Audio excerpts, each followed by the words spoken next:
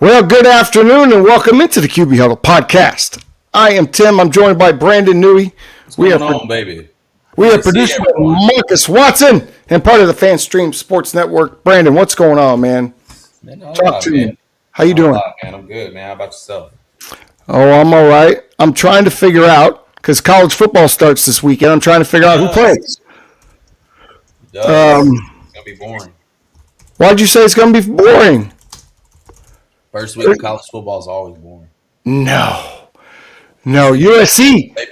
They just beat up a bunch of teams that can't compete with them. I'd rather see a competitive matchup in the very beginning. Game one, let's roll. You know what happens next week? You know what happens next week? Next week, State, Texas. Oklahoma travels to Michigan. I can't believe you're not thinking about that as an Oklahoma fan. Is that next week? I think it's next week. So I thought it was. It could. If it's not next week, it's the week after. I think it's the week of the 12th. I don't know. Well, I was just looking at it. We'll look it up. Maybe we'll look it up before the end of the show. But we got lots to talk about. Man, we got Michigan, week 12. Week 2. Oh, week 2. Is it week 2? Damn. Beat the brakes. Yeah, this is week 0. Next week is week 1, and then it's week 2. Yeah, so Michigan is a 1.5-point favorite. All right, there you go. I like that. I don't feel too bad. It's an 11 o'clock game. If it was a night game, I'd be a little more concerned. Why? It's just later, an hour ahead. I mean, you're playing your game at 9 o'clock. Okay. Yeah. And it's just like it's pretty rowdy at night in Michigan. It's just a more hostile environment. It can be a little bit more controlled when it's daytime. Michigan didn't used to play at night. That wasn't a thing until the TV contract got really big. Yeah, I know. They used to play during the day. You got a good coach, though. I will never overlook that coach. That coach is we're set up. Really good. That coach is really good.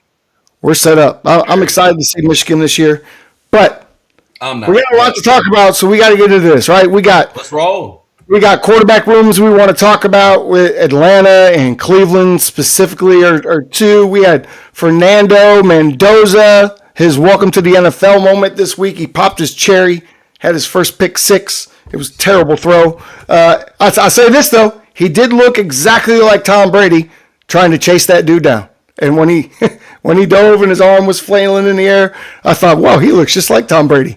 Anyway, it was a big weekend. But before we get to the actual meat of the football, a story broke the other day. Your guy, Jed York in San Francisco, went punani hunting in rural Ohio. That's how you describe it? Yes.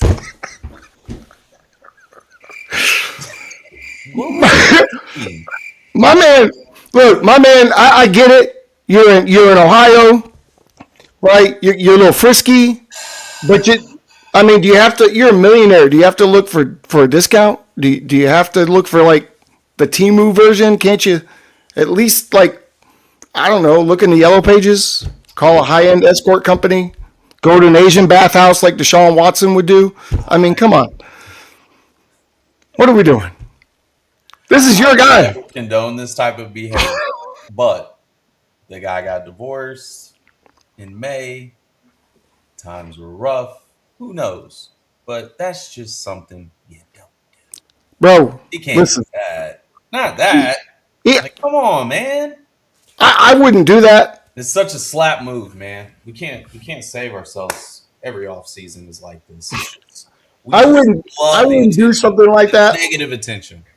But I do have a question. If you're going to do something like that, even I know, as someone that has never sucked out, that came out wrong. I've never looked for a sex worker, all right, as an adult. Doesn't $140 just scream something's not right here? That just seems a little too inexpensive, right? I mean, that's like getting a pair of Jordans for $35, right? Like, it's not real. I don't know, man. I don't know, but what I do know is this guy's a little off the rocker. I mean, you're not gonna get anything good for $140, bro. He's lucky he got arrested because he was bringing crabs home or something. Just go spend the time at night trips. Get your mind off stuff. But My man went to a trailer park. Man, that was some desperate shit right there. A trailer park. A trailer park.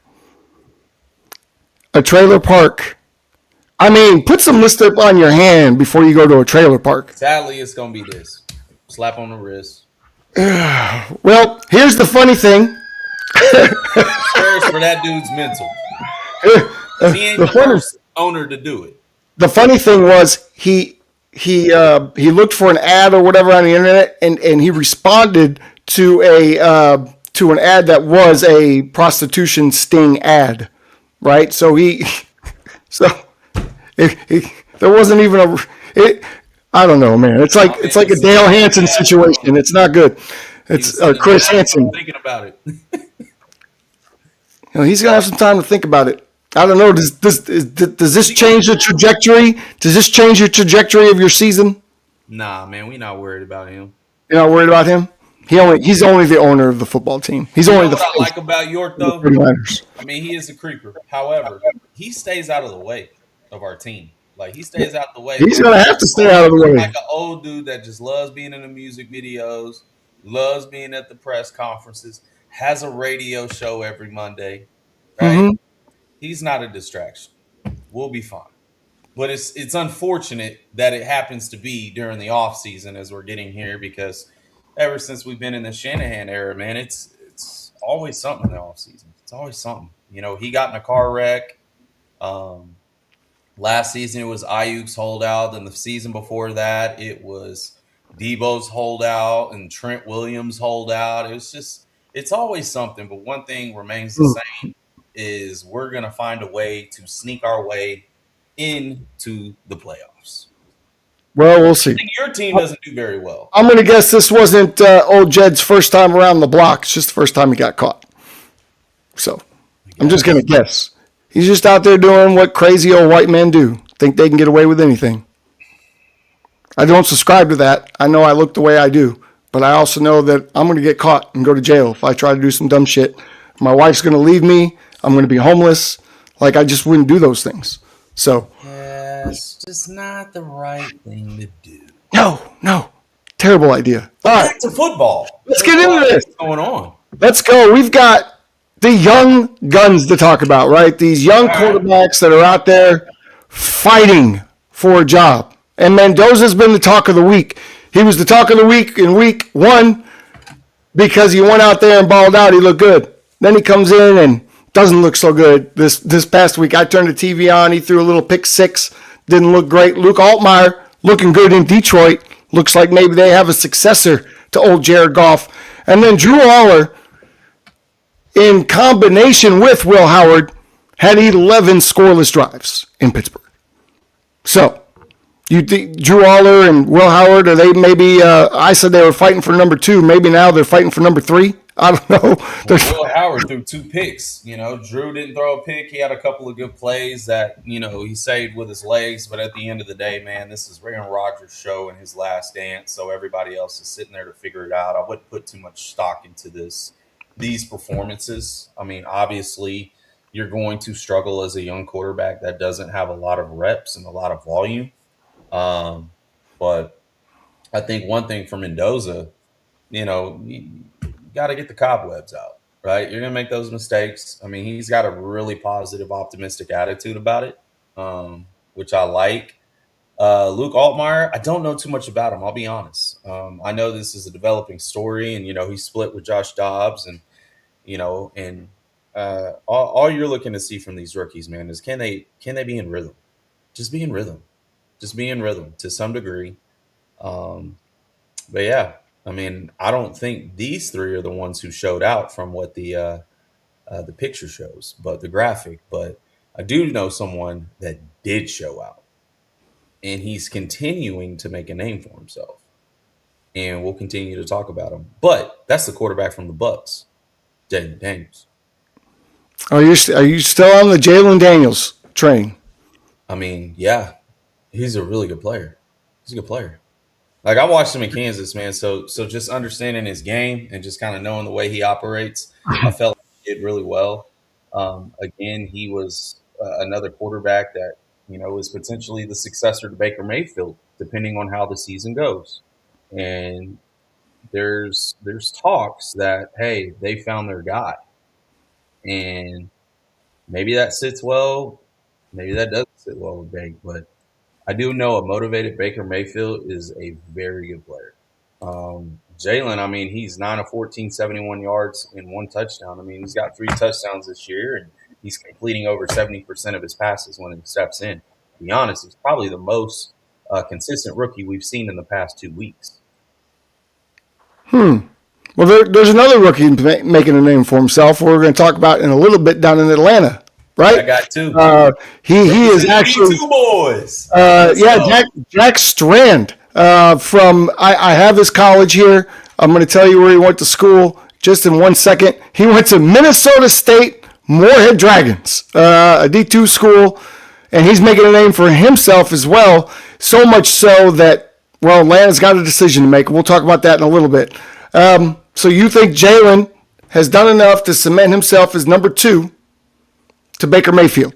And maybe, do you think he could take over for Baker? Do you think Atlanta or Tampa's thinking we don't have to pay Baker long-term money because of Jalen? Do you think he's that good yet? Let's dial it okay. back. Okay. I was trying to get how far you're willing to take it. I feel like I love what I see. If I'm the quarterback coach, I'm like, oh, yeah, I got time to develop this kid. Okay. I'll let Baker run with this season. Let's see where it goes. If Baker signs a long-term deal, okay, then this is still good for Jay. This is still good for him, right? He's a pup. So Yeah. he's a lot of volume in college. I just think continue to develop him without panicking because you got a veteran quarterback in Baker Mayfield. I'm not sure who's the other quarterback at this moment, if they have veteran support, but I do know that, like I said, a motivated Baker Mayfield is gonna do some damage. Now they got Jake Browning, the quarterback out of Cincinnati. Yeah, who's played at Washington. Joe Burrow's backup, has some good games. That's a very supportive backup. So I don't see Jalen stepping into number 2 yet, right? I mean, Browning, he's got some games, he's got some experience. Just let it ride, but I think you got something there, and you might want to hold on to that. I don't think you break the bank for Baker Mayfield of $70 million, what CJ Stroud is offering, even though I know Baker's probably not asking for that. But I do know that's where the market is going. And if Baker puts on an MVP performance, you bet your ass he's going to ask for that. He's like, price just went up. Well, and he said that. He said you should have paid me because I'm going to have an MVP type year and the price is going to go up. Another guy that played well, which is, I'm sure, to the Rams' pleasure, although he didn't play a lot, he had limited reps, is Ty Simpson. That tells me he's probably going to be the number 2. Stetson Bennett, he had some good minutes, maybe playing for film, maybe to get traded or get sent on. But Ty Simpson, 8 for 12, I think it was, for 73 yards. So Ty Simpson still there doing great things for the Rams. Now, here's a quarterback room that's a mess. We're going to segue right into Cleveland. We're going to segue right to Cleveland. Shador came out and he completed his first 8 passes, one of which was a touchdown. His very next pass was an interception. My concern is he has 2 interceptions and limited play time in 2 weeks. Okay? Yeah. Cleveland has decided to not go with Shador as their number 1, even after Deshaun Watson came out and threw for 34 yards and threw a ball on the ground. Like, literally, did you see it? He was trying to throw his check down and just kind of threw it on the ground. He doesn't look like he cares to play football. Looks like he's just there to be there. The crowd boos him. He roasts the crowd in his press conference, and the next day he gets named the starter. What's going on in Cleveland? It's a shit show. It's a lot of uncertainty, but one thing that stands out is it's a money thing. It's not a personal knock towards Shador. I think Shador's doing everything he can. He's gonna make mistakes. He's still a pup his damn self. So, but Deshaun's really got to step it up if he wants to play in this league a lot longer. Because I personally don't think with the way his his situation has taken place over the last 4 years, man, he hasn't showed any empathy or remorse or even the really just fighting to be back where he was. It's like Right. once you got paid the money, you're just like, oh, screw it, And it's just weird because just like you didn't see that with his character when he was coming through, Clemson and getting into Houston. You just saw a guy who was like, this dude's gonna be special. This guy's gonna be a Hall of Fame guy one day. I mean, he's gonna get a good break, and all those allegations came out, and he is just a complete shell of himself. I mean, the ESPN 30 for 30 documentary is gonna be crazy. Right now, if I'm Shador, man, I'm sitting back, I'm learning. You're one play away. You're one snap away, dude. And this guy has had back-to-back Achilles injuries. You never want to wish bad upon a player to get injured, because I don't. I want to see Deshaun do great, but you also want to root for a guy, Shador, who's been putting in the hours behind the scenes, who actually really wants this opportunity and not afraid to be himself. I think Shador has won the locker room, but they're putting that out there simply because of what they own. They're going to have to eat that money sooner or later. Is it by the trade deadline? I don't know. We'll see how it plays out. But Shador, a good opportunity for you, man. Stay optimistic and just sit back and be patient. And you're one play away, and go take it and run with it, and don't look back. I'm glad you said that about the money, because It's a money thing. it's a money thing. That's an ownership call right there. Anybody that is watching these games, watch the first two games, and watch the competition, would tell you that Shador should start. Forget the interceptions. He's looked like the better player. This is a money thing. It's a shame. It's awful that they're doing that to Shador, because he deserves to be the starter. I think it's awful that they're doing that to the team. It's awful that they're doing that to the fans. The fans don't want Deshaun out there. And quite frankly, I don't want to see Deshaun anymore. I've seen enough. Yeah, I want to see Shador, and I want to see what he can do with his career. And gosh, it sucks for him that he's in the Brown. Well, what will change it if that fan base boycotts the first game of the year? I mean, people aren't going to do that. They're going to go to the football game. I'm just saying, man. You boycott. I don't know. I think it'll speak volumes, man. Shador brings tickets, man. Yeah. Well, you could lose the locker room by doing this as well. The owners are all about that bottom line and revenue, man. If those tickets are low, they have a poor showing in their first home game, and they're just booing Deshaun Watson every time he comes, there will be a change. There will be a change. You can't play with those owners' money, man. And when you're they just say, screw it, I ain't going to the game. When you're 0-4, 0-5, 0-6, you're going to have to make a change. So I don't expect them to win any games early on. I give it first quarter of the season. Shador starts by game 4. There you go. By game 4? 5. That's an early parachute. All right. How about the Raiders? For the season, bro. How about the Raiders, man? Aiden O'Connell. This is third year, I think, coming out of Michigan State. He led the Raiders in a comeback win against guys that'll be, washing trucks next week. But it says competition's heating up. Do you think it's heating up? I think Fernando is the number 2 quarterback. Yes? For sure. I would put O'Connell as the number 2. I would. I'd make Mendoza sit. I would, simply because, man, wow. I don't want to put unwanted pressure when we haven't truly built a team around you yet. Wow. There's nothing to support you. Like who's there to support him besides Ashton Jennings? And hell, he may not even be in. They haven't even built their. Turns out his ankle injury is a sprain. His ankle will be fine.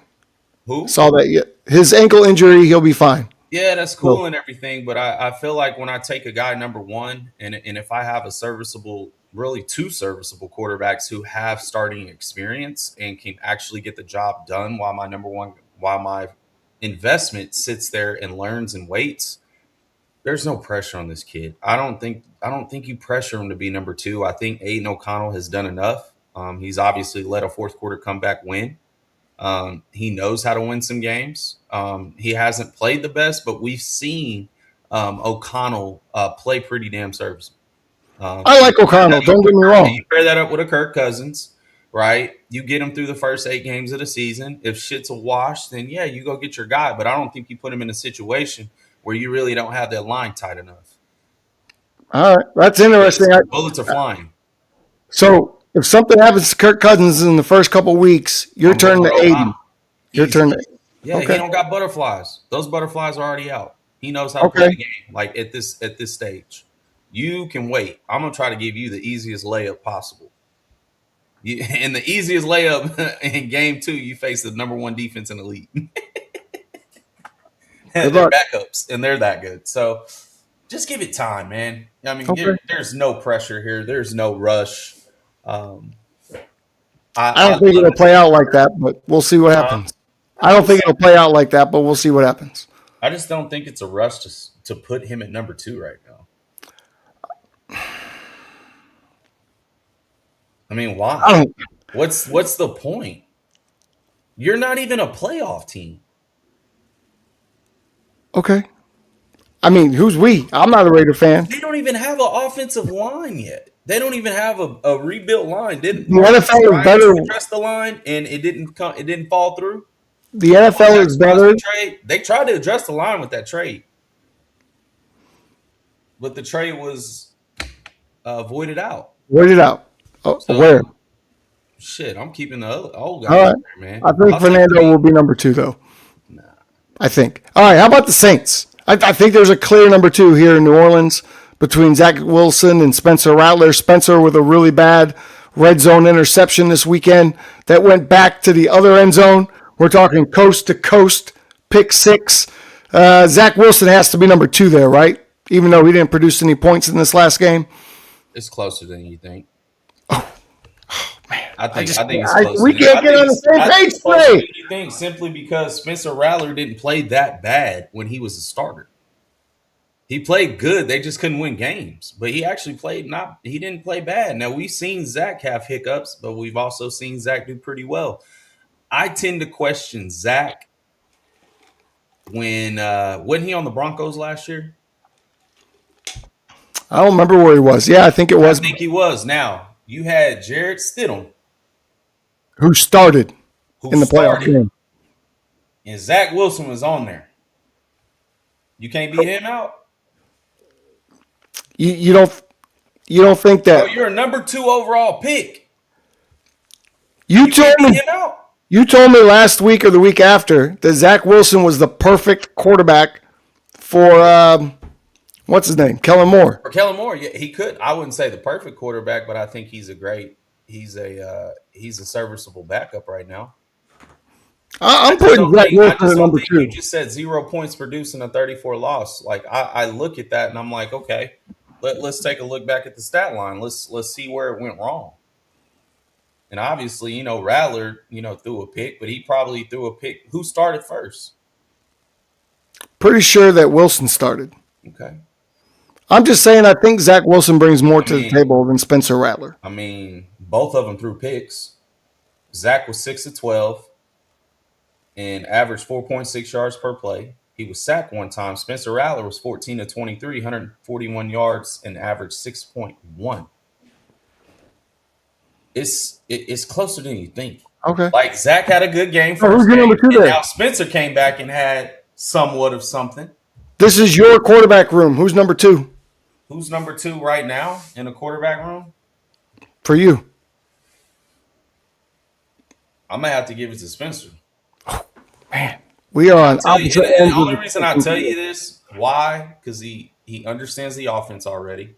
Mm-hmm. He's been a starter in this offense. He's been a starter with this team. And he's itching to get back on the field, which is fine. Zach Wilson has kind of, when you made the Broncos move, I really thought Zach Wilson was going to push Bo Nix. I didn't even think about Jarrett Stidham at that time. I'm just like, okay, this might be a really good fit for this kid. Under Sean Payton, things are looking good. They didn't even think twice about him. So it's like, okay, let's see. I don't know. He's talented, man, but I just think Spencer Okay. with camaraderie and stuff. I think he takes that job. You may say different, but I mean, I think it's Zach, but I don't know. You don't seem as confident in him as you I did a couple don't, of weeks ago. man. I don't like. I want to like Zach Wilson, You're man. I really wavering. do, but it's like his talent can only get him so far. It's just like where are we missing with his? He has a great arm. He's got some solid athleticism. Maybe it's too fast. Maybe it moves too fast for him. Where did we miss? I don't know. Like, I don't know, man. He's just a guy now. Well, yeah, that's true. They're both just guys.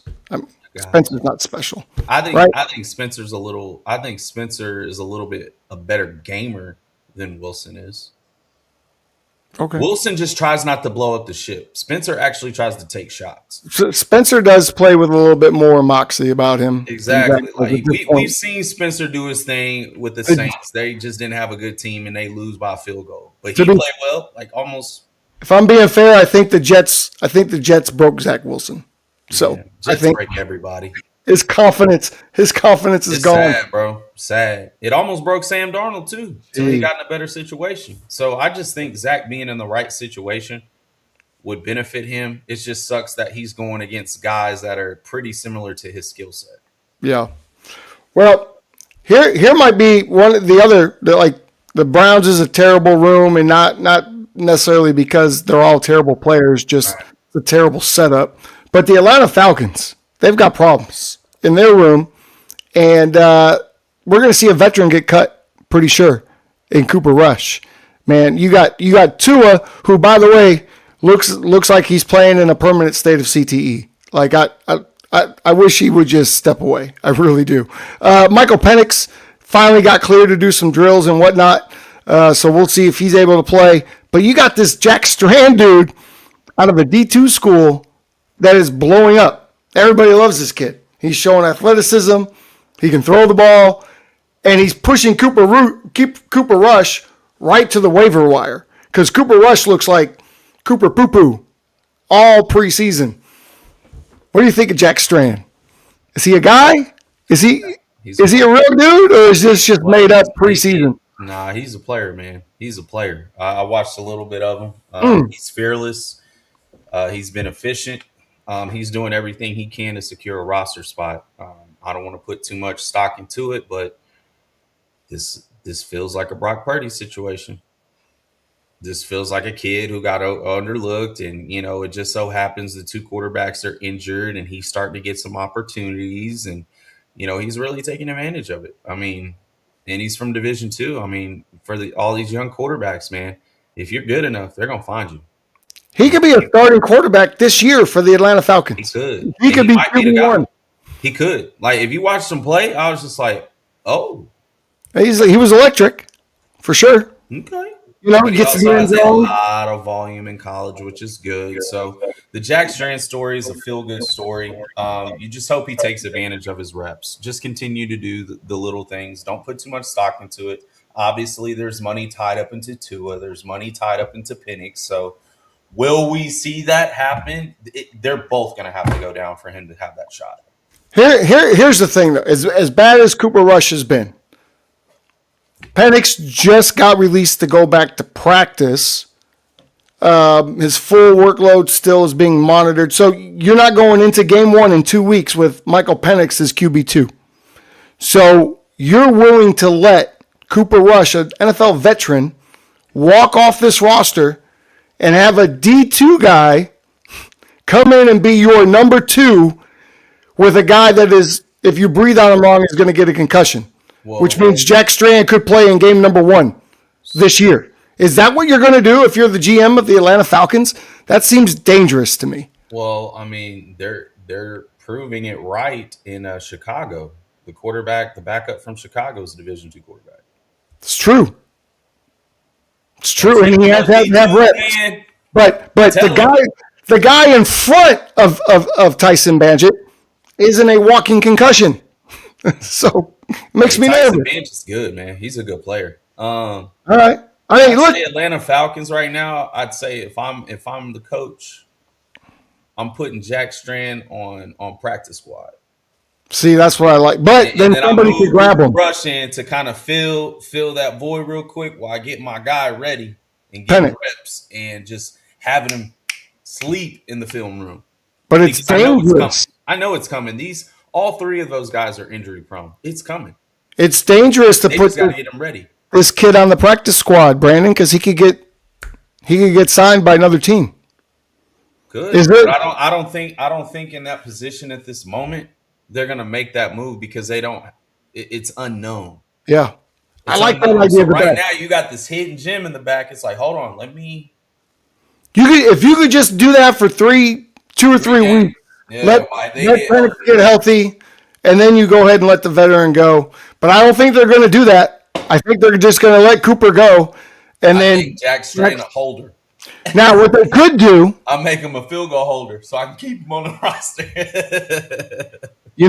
they used to, and I don't know if they have this anymore. I don't know if maybe our producer could figure this out, but they used to have the emergency quarterback on the roster spot. I don't think that's a thing anymore. I think now the punter is usually the emergency guy.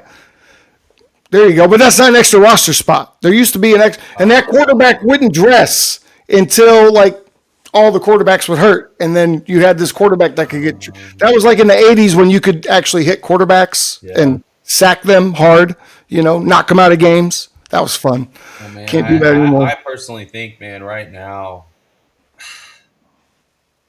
that is a weird room because it's like both Tua and Penix are very interesting.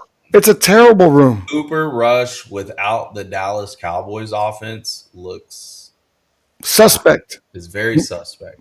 But then you got a guy who's just playing just so free.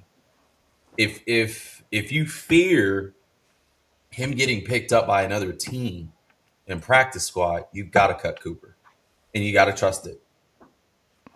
I think that's what they're going to do. So you have to. You got to try. I mean, the kid has performed very well. He may in fact, him and Jalen are the best performers in the preseason right now. All right. Well, best of luck to Jack Strand. And we're gonna be waiting on you, man. Hopefully you turn up. Could be number 2. Could be number 1 by halftime of week 1 of the Atlanta Falcon game. Let's get into the bubble hot seat. We've already talked about a couple of these quarterback battles, but there's a couple that we haven't touched on this list.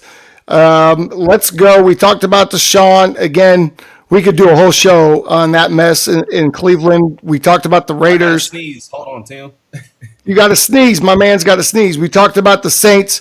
The Steelers is a story we have not discussed. It's pretty interesting. Drew Aller and Will Howard, they went for 11 scoreless drives in a 17-0 loss. The week before, I was a big Drew Aller fan, advocate. I think we both were, saying that he was, probably could win that number 2 job. Then they both went out and laid an egg this past weekend, and they're fighting this week to see who's going to be that number 2 behind Aaron Rodgers. I still think Drew Aller is going to get the nod. I think they're fighting for number 3, bro. They're gonna keep Mason. They're keeping Mason. Oh no! What? Keeping him. You know why? Because he's serviceable. He's had game experience. You can't throw these young guys in there and expect them. Like right now, this is the way the Pittsburgh Steelers are thinking. If I have Aaron Rodgers, I'm trying to win it. I'm trying to steal the division, and I'm trying to win it all by any means. We can't trust Drew Aller or Will Howard to get that done. We can hold on. We can cross our fingers for Mason Rudolph to get something done for 3 games.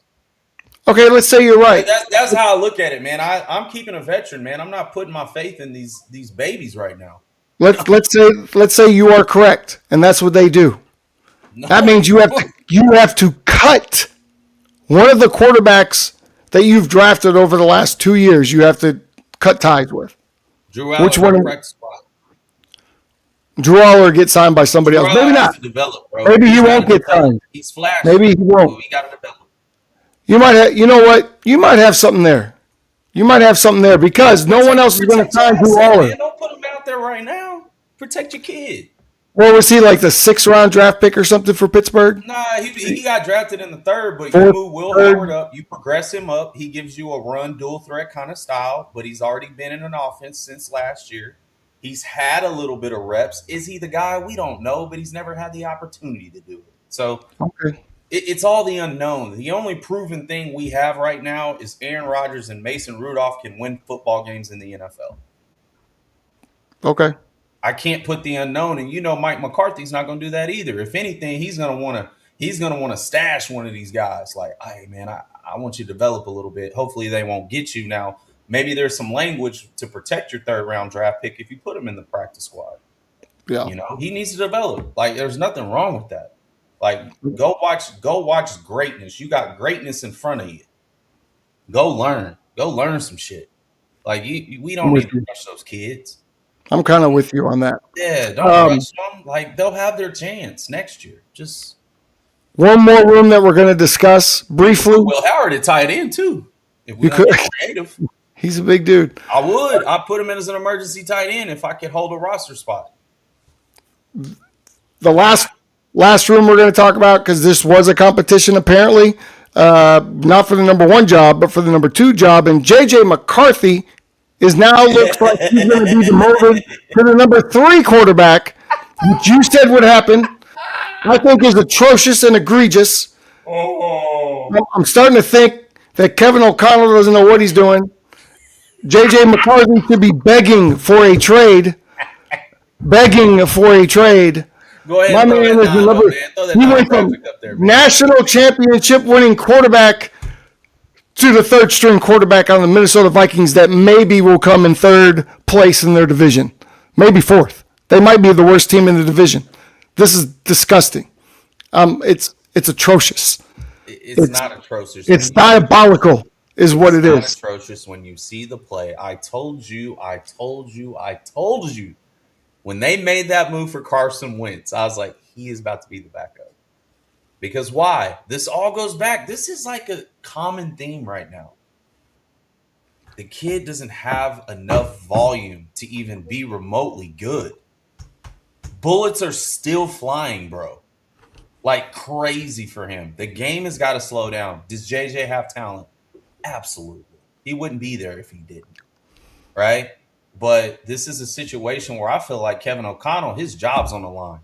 Because you just let a guy walk out to Seattle and win a Super Bowl.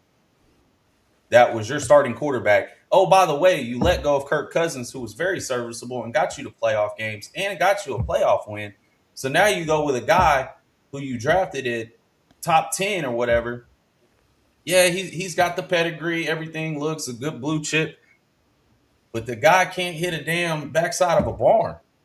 Like, it's pretty bad. It's pretty bad. He has moments where you're like, hell yeah, love that throw, JJ. Keep that up. Then he has moments you're like, oh no. Why does he have those moments? Because he hasn't been asked to have that much volume in college, man. He came out only averaging like 17 passes a game. You can't do that and expect to be successful in the NFL. If this was the 90s, yeah, JJ would love this. He'd probably be really good in the 90s, right? Because he's probably going to get 15, 16 throws. He's going to have a really good run game. Everything is condensed down, and he's got these one-on-one opportunities. That's not the case here.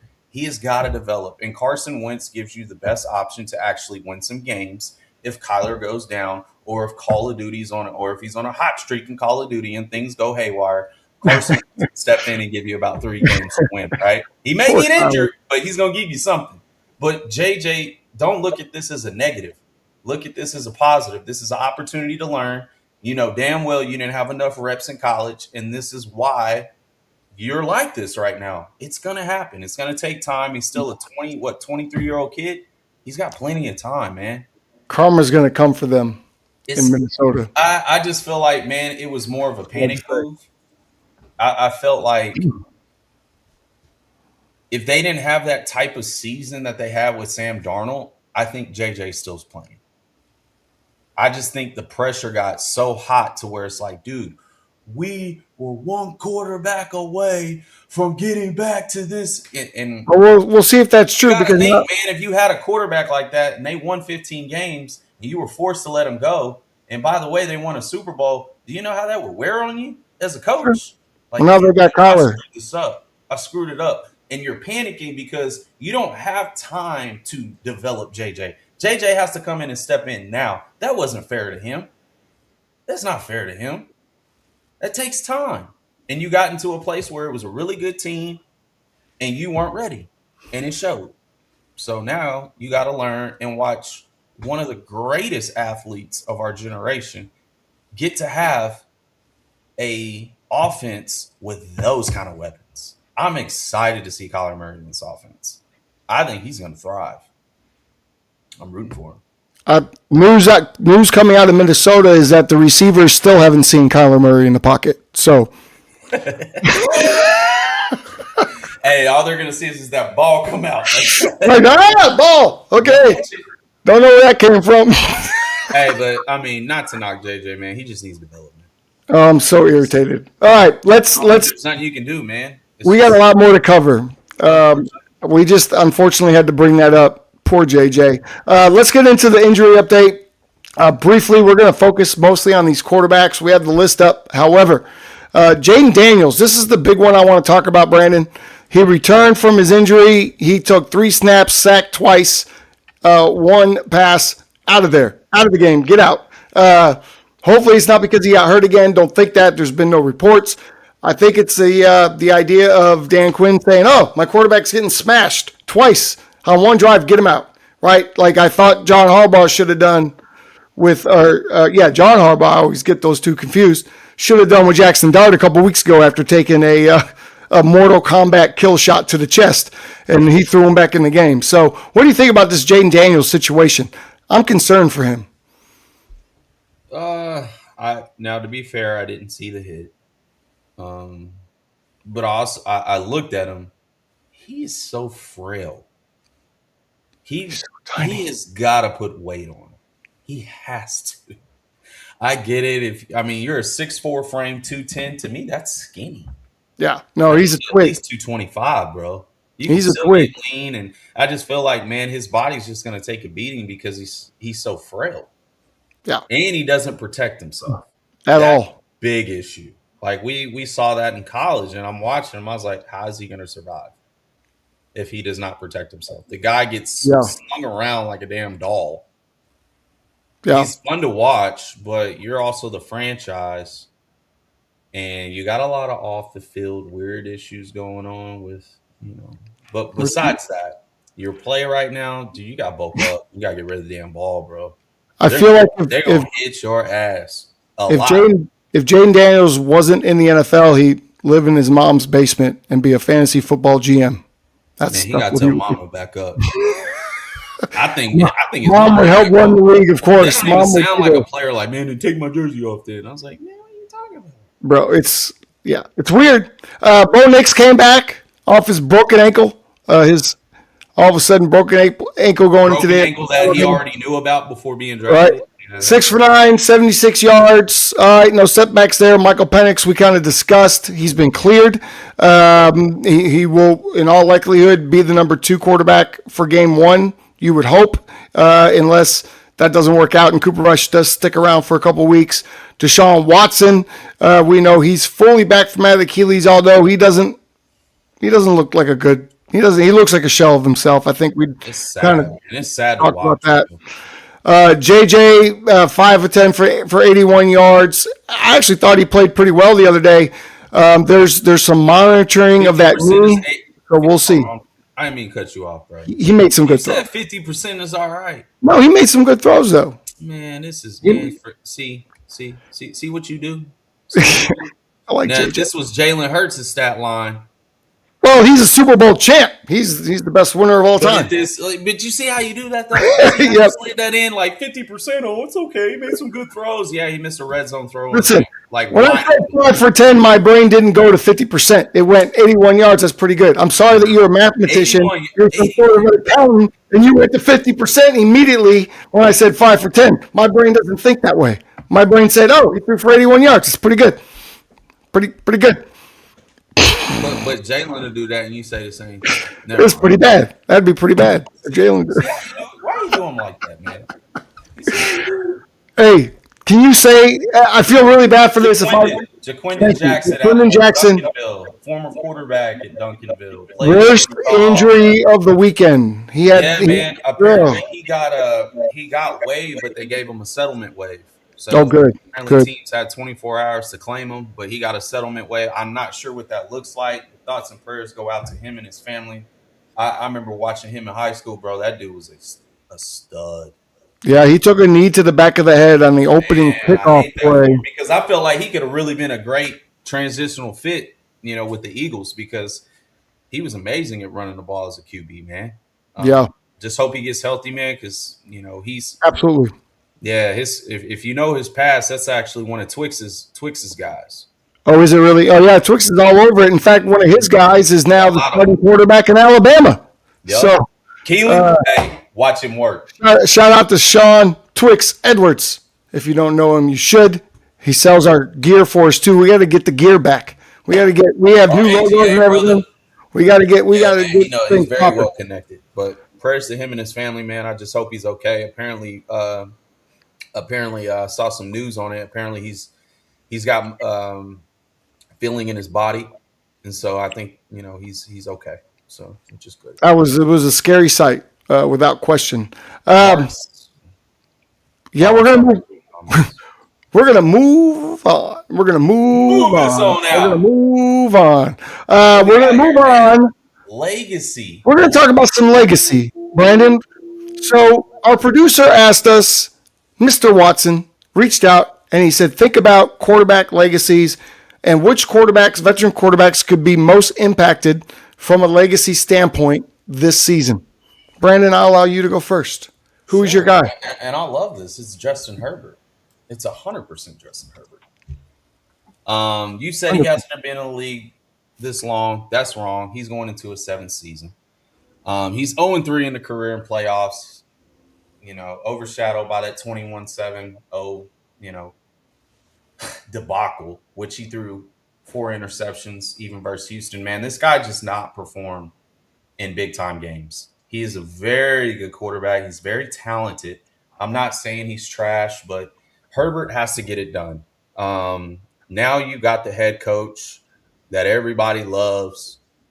You got a great offensive coordinator, which can produce numbers for you. He's obviously got Tua paid. He got Tyreek paid. You've got a young running back in Hampton.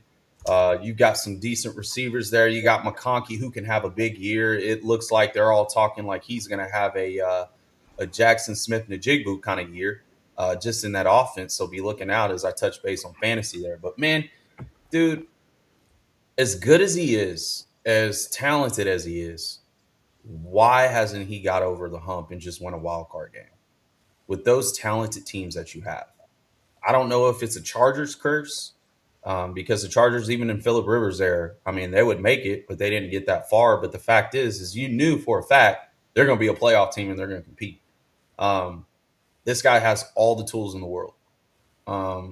Some people still keep him on his top 5 quarterback. I think they're going off of talent alone instead of just the true body of work. And to be in my top 5, man, big time players make big time plays in big time games. And he's one of those players that don't make it. I haven't seen it. And if I did see it, it's in the season, regular season. So how you make your money, I think the legacy's on the line for him, man. 2026 is a must win for him. He's got to get a playoff win. If he doesn't get a playoff win, mark my words, in the next couple of years, he might be shopping somewhere.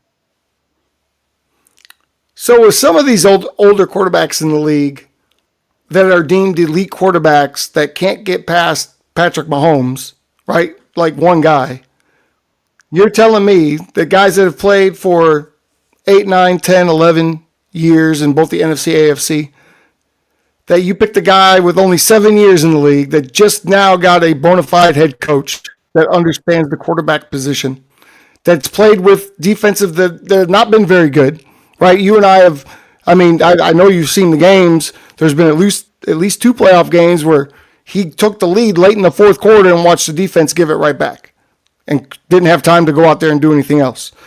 I think you're being a little harsh on the guy. I understand everything you're saying about his lack of playoff success because he is supposed to be the anointed one, right? He's elite arm talent, and a lot of people do put him in their top 5.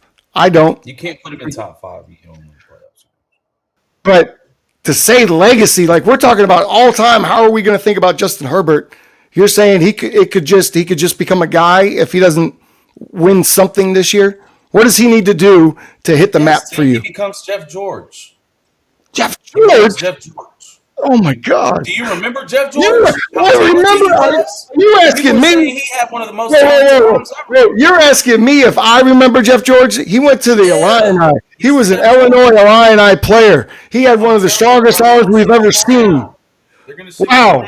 I can't believe I'm so proud of you. I'm going to have a tear. You brought up Jeff George. I'm shocked. Dude, one of the greatest throwers I've ever seen. Like, the dude could throw a strawberry through a subway. Like, the dude had a hose, and this is very similar to, like, a Jeff George. Like, a very talented quarterback who just can't get over the hump. Unlike a lot of those other guys, like, I'm not saying he's trash, but I'm saying, man, like, there's got to be something that the shit just turns on. And I don't see it with him. I see regression. When I saw him play the Patriots, I was like, dude, are you scared? Can you check? Can you protect yourself? Can you throw the ball away? Right? It's a lot of that, man. And it's just like they're just so enamored by his size, his arm talent. But damn, dude, you've got to be a cerebral guy to know when the game's on the line, I can put it in 10's hands, and I know damn well he's about to go win that game. I can't say that about him. Okay. I didn't say it about him in Oregon. Okay. I'll let you have it for now. I hope so if he wins a wild card game, if he wins a wild card game this year, if he wins a wild card game, I would be very happy for him because he's one of those quarterbacks that don't talk a lot. Like he's shies away from the camera. Like, you know, here we are talking about him, but he's got good character, good head on his shoulders. I watched him in a couple golf stuff. He seems like a chill dude and just likes to be out the way. I definitely think he needs to get this off his back though. This picture is very flattering. To not get one. Get a playoff one. In this picture, he looks like Thor playing quarterback. Dude, he's really good. But it's like, I don't know what it is. Like, I don't know if he played in enough big games in Oregon or there were tight games. Like, I don't know. It's just like, when we need you the most. I feel you. Your butthole's like this, and I don't understand. I got a guy to talk about that's just like that. Quarterbacks. I got a guy to talk about that's exactly like that. Talk about him, but he lived up to the hype to me. But go ahead. When? Go ahead. My guy's been in the league for 11 years and has 2 playoff wins with teams that have been set up to go to the Super Bowl. Uh-oh. This is the Dak Prescott 2-5. First of all, he's only played in 7 playoff games in 11 years. That's terrible. The Dallas standard is not that.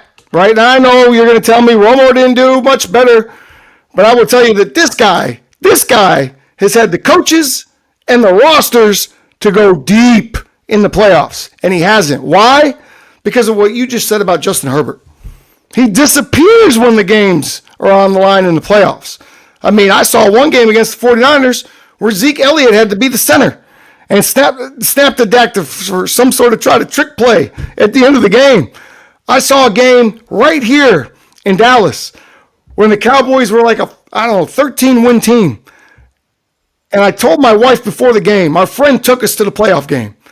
And before the game started, she said, if they win this game, are we going to come to the NFC Championship game? And I said, we are 1,000% coming back next weekend. And I looked down to Jack. I nodded him on the shoulder. I said, don't give those tickets away next week. I'm buying them from you. We are coming to the NFC Championship game together. 10 minutes later, a pick six and another interception to put them in scoring position. 15 minutes later, it's 21-0. I said, Jack, never mind. I no tickets to buy, right? Glad I didn't cash that you already. I mean, come on, bro. This is a dude that. Oh, man. And now this year, and I made a video about it, he literally has no more excuses. No one can make excuses for him this year. You've got 2 number 1 receivers. You've got a 1,000-yard running back. You've got an O-line that is pretty decent now, mixed with some veterans and some young guys. And you've got a defense that finally looks like a bona fide top 5 NFL defense. What else can you do for him? What else can we give to Dak Prescott before he goes on a playoff run? We never gave Tony all this stuff. By the time we gave it to him, he went to Green Bay, got a bad call in Green Bay, and the next year, 2 years later, breaks his back against Seattle in a preseason game. And we never see Tony Romo again. So, this is the moment. This is it. Everything is here for him. If he doesn't win this year or go on a deep run, at least be in that NFC title game against the Rams, if he doesn't do that, I don't want to hear about Dak Prescott ever again in an elite conversation because you got everything. What else could you want? By the way, you've got 2 really good tight ends too. I don't know what else you want. What else do you want? And you got one of the brightest offensive minds in football, supposedly, as your head coach. What else do you want? What else do you want? Man, oh man, oh man, oh man.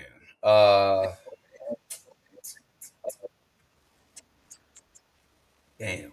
What else?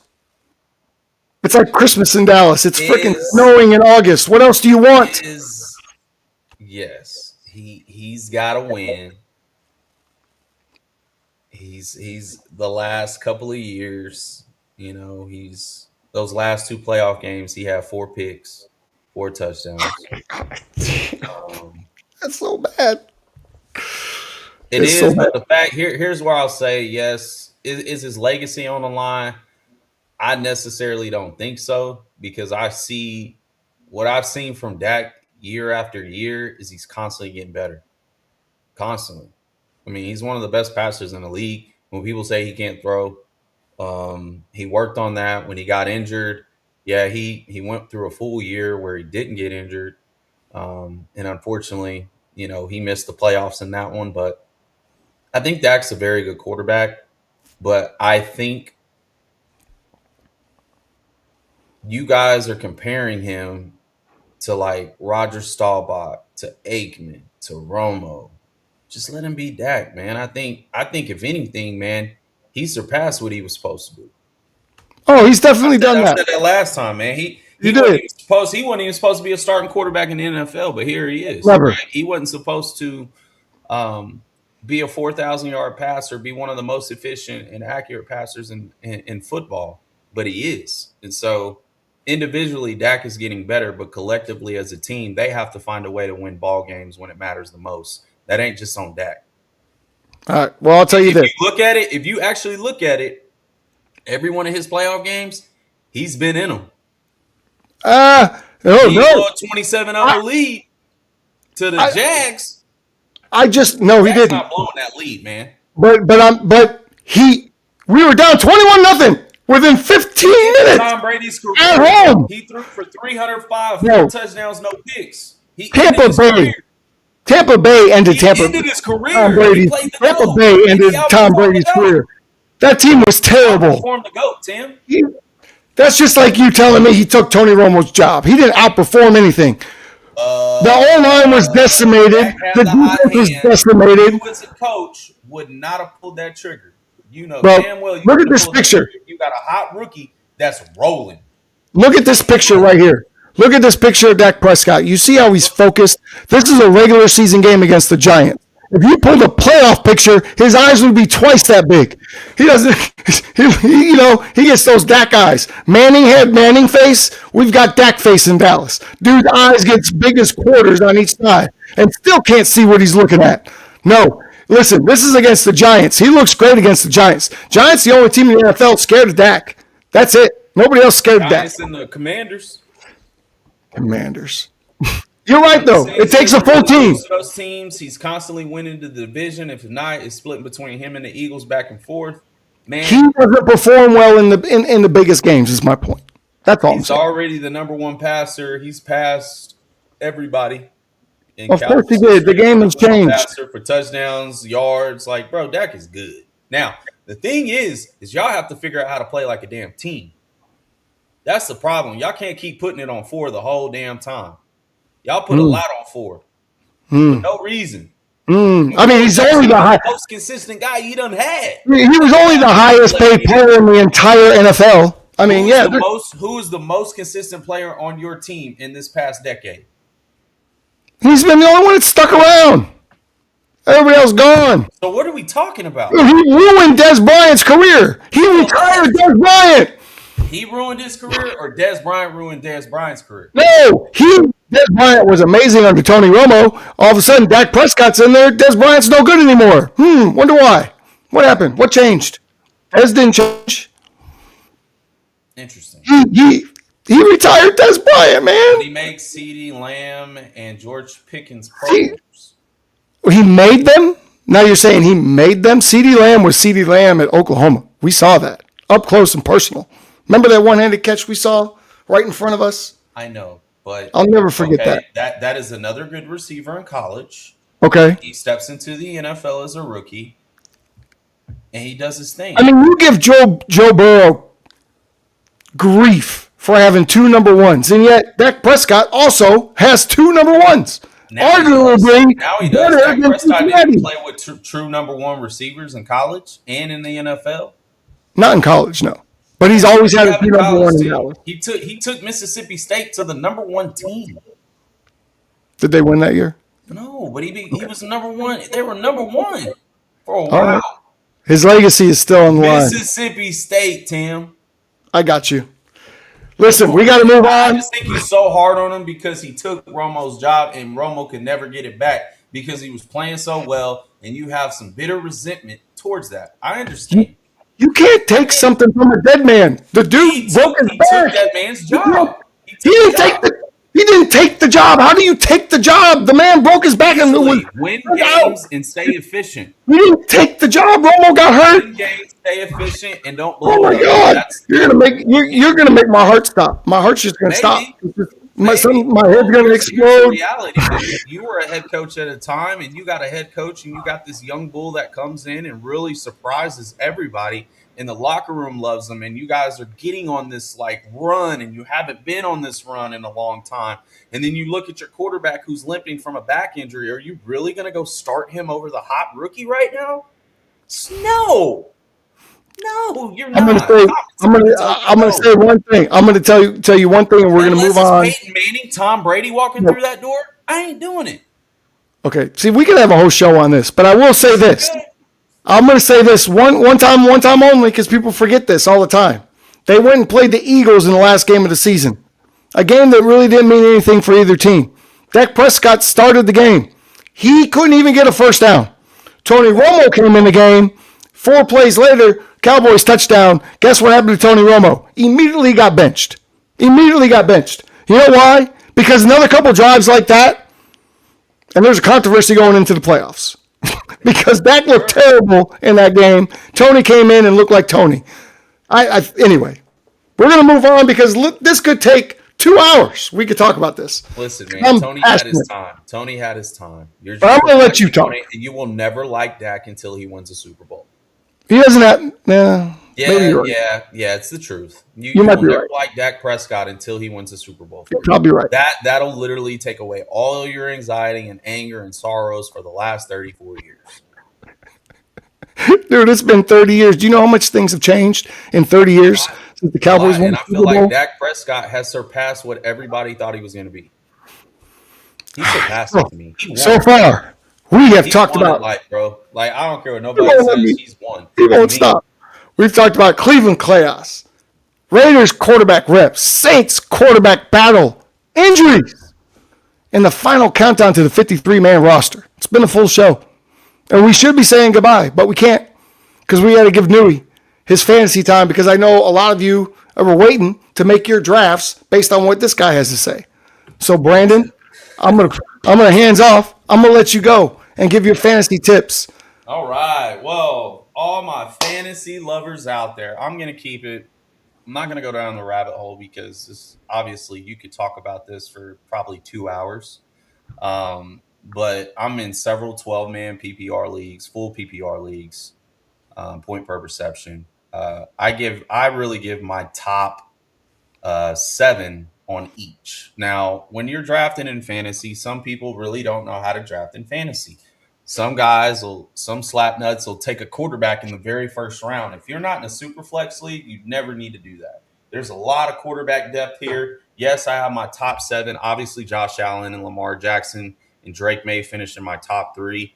I have Jaden Daniels as well, Joe Burrow. If you get Joe Burrow, you definitely got to go get Joe Flacco. You got Jalen Hurts and Jackson Dart. And the reason why I put these top 7 in there, they're very efficient with things. They have top tier receivers, and they also play a role in the running game to an extent outside of Joe Burrow. But if you're going to go, Can I ask you a question? I don't mean to interrupt. I just noticed that Patrick Mahomes is not on this list. What is the thought process of Patrick Mahomes not being in the top so 7?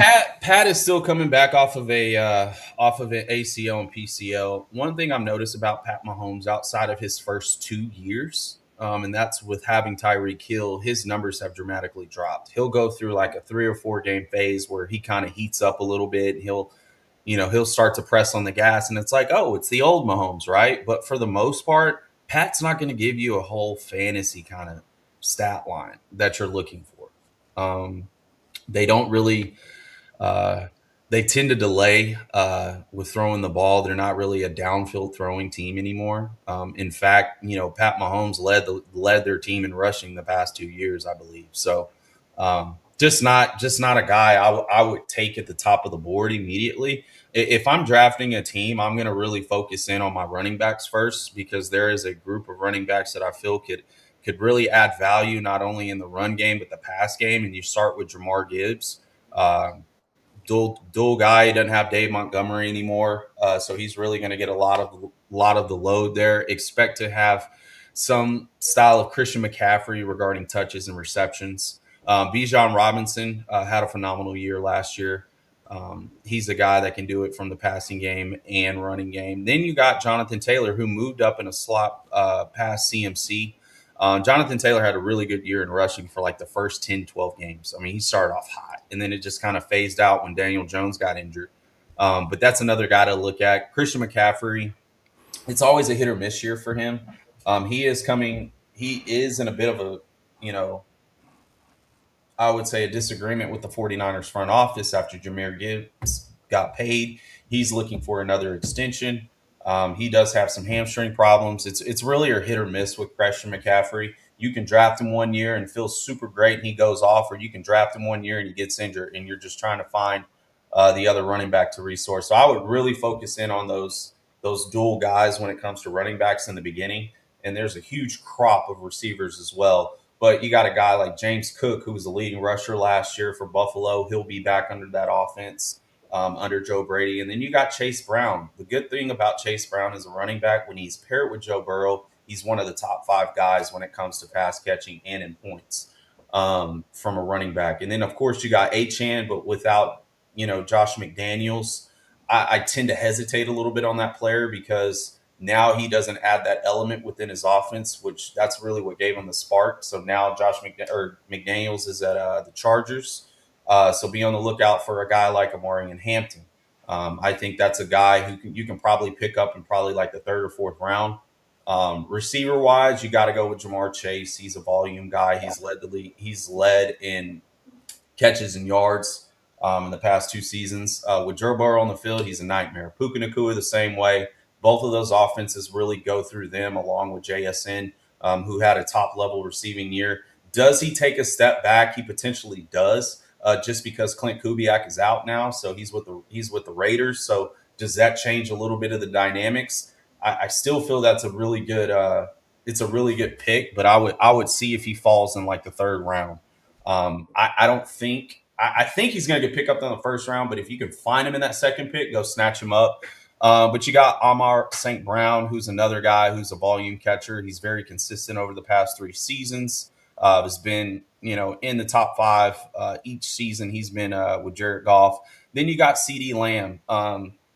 Now, with CeeDee Lamb, this could be a bit of an iffy kind of situation with the emergence of George Pickens. You can't go wrong with either, but you can't expect CeeDee to put up like crazy volume when, with George Pickens there. I think each of them were like I mean, George Pickens averaged a little bit more than him. So if you can fall and get George Pickens in there, great. Of course, you got Justin Jefferson paired with Kyler Murray. You know they're going to throw the ball all over the place the way the offense is designed. Expect another high target year. And Drake London at number 7. Drake London gets it done with any quarterback. He's very consistent. He's a guy that I really look at, especially in the early parts of the round. And then you got your tight ends. Trey McBride, Brock Bowers, Colston Loveland has finally turned up a little bit. You got Tyler Warren, who I feel is probably one of the best values at probably around 4 or 5 if you can find a really good tight end. If Trey McBride, he led tight ends in receptions along with Brock Bowers, but Brock Bowers dealt with some injuries. Colston Loveland can really be a spark, but I would put him as a number 2 guy. Just simply because I don't think he's going to get a lot of volume in that Bears offense because they spread the ball around so well. But Tyler Warren is going to be one of those guys. If you want volume, they're going to feed him, okay? Tucker Kraft's coming back off an injury. Another guy, also Harold Fanning, which has become a popular pick in fantasy so far, but we just don't know with the Deshaun Watson situation. I feel like if you can pick him up in the later rounds, go ahead and use it as insurance policy for a second guy. And then you also got to think of the unknown with Kyle Pitts. Kyle Pitts is a good one. I left some guys off here like Ferguson from Dallas Cowboys. There's another Ferguson with the Rams that is projected to be a really good grab as well. Of course, you got George Kittle. But George Kittle, one of those things, George Kittle's probably going to give you 3 or 4 games where he's going to produce, 18 points or more. Other than that, he's probably going to be a guy that coasts in the 7 to 8 point range. But that's my fantasy. And I hope you can take whatever you take from it. I can talk about this all day, but I know we're stretched for time. But, man, just be smart. Go running back, wide receiver, running back. Like, stack your guys up first and then go get that quarterback in the 6th, 7th round. Like, don't be so quick to pull a trigger on a quarterback because a lot of these running backs will get picked up very fast because it's only a few of them. And so receivers, you got a lot of depth to work with along as well as tight end. We didn't do the kickers or defense, but obviously take the best available, right? You rotate those defenses out on a week-to-week base. So good luck to you. All right. Now, let me ask you this, because we had a fantasy group at the Comedy Club a couple of weeks ago at Backdoor Comedy in Richardson, Texas. We welcome this kind of thing. On Thursday nights, we have open mic there, and it was a fantasy group, and the loser from last year's league had to come up and do a 3-minute stand-up bit in front of the whole league was there. Do you guys do anything like that in your league? Do you have any? Nah, man, we don't have crazy things for last place. I think we give away like a little trophy. It says the worst fantasy player of the year. Luckily, I haven't been in last place. I haven't made last place, but I do draft at 9 and 12 this year. And so that's one of the things that I'm like, I'm probably going to have to take the best available. I don't want to overthink this thing. Sure. But there's some sleepers that, you probably want to take a chance on. But the ones that are available, just take the best available guys and then use them as trade bait or, whatnot. Well, for you folks here in Dallas, if you are in a fantasy league, think about that, right? It's not too late to bring the loser from last year up to the Comedy Club and let him try to do some stand-up. And we'll roast you the whole night as well before you get up there. So just be ready for that. I think that's going to do it for us this week. We do want to hear from the QB Huddlers, though. We want to know which quarterback room do you think is the biggest mess right now? And we want to know which quarterback do you think has the most on the line coming into 2026 from a legacy standpoint. Brandon, you got anything? Which quarterback? I don't, man. I thought it was a good show, man. For the day. Say that again? I didn't say anything. Oh, yeah. I really appreciate all the listeners and followers that we have. We're kind of constantly going to bring you out content, the good comments, the negative comments. If you guys want to get on a show with us, especially you trollers, I would love for you guys to get up on a show with us and just to have some good banter back and forth. So, Tim, it's always been a pleasure. Oh, yeah. We're having fun. It's preseason, so we're stretching the fun just a little bit. But regular season starts in 2 weeks. College football starts this Thursday. Next week, Tuesday, we'll give you our predictions from game one through who's going to win the division, who's going to win the wild card, the division, and the championship games, and who you should expect to see in the Super Bowl, according to the two of us. So I don't know what you're gonna, how deep you want to take that. This is going to be a fun segment. Please don't hold us to the fire. We're not even to week 1 yet, but we're going to try to decipher this thing and break it down next week. Until then, we're going to have to get out of here. Our producer, Mark, is saying, please, let's go. I want to leave. I'm kidding. He's not saying anything. But FanStream Sports, we appreciate you guys. He didn't come in today. We must not have pissed him off at all today. I did see him hold his head a few times. We might have been giving him, so, SEC might be on our ass. I don't know. Talking about Punani and $140. I mean, again, in this economy, what do you think you're going to get for $140, bro? Let's be smart. Come on. This can't go to Timu for everything. What are we doing? All right. Hey, until next Tuesday, folks, keep those chains moving. We'll see you.